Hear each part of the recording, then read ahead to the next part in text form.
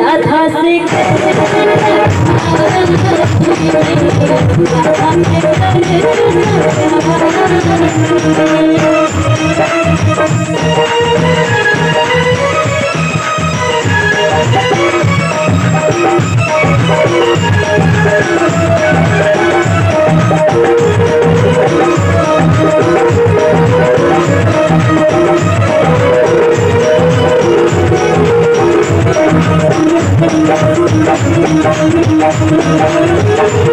तो मैया क्या कहते हैं कि ललाट तू अभी छोटा है, ललाट तू अभी छोटा है, तेरी समझ में नहीं है।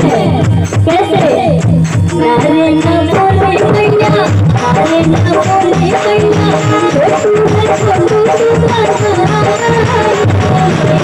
कैसे मैं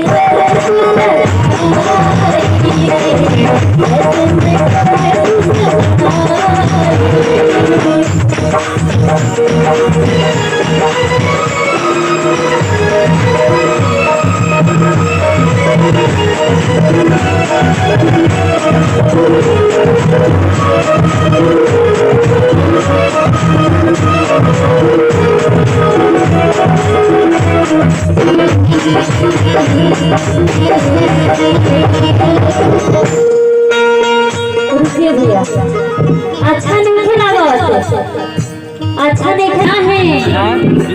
देखिए सब कोई के सपोर्ट बा, सब कोई के सपोर्ट बा।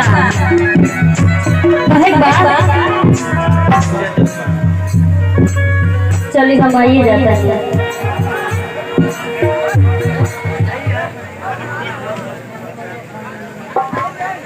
चलिए अब डांस करें ना, देखिए सब कोई के सपोर्ट बा, सब कोई के सपोर्ट बा।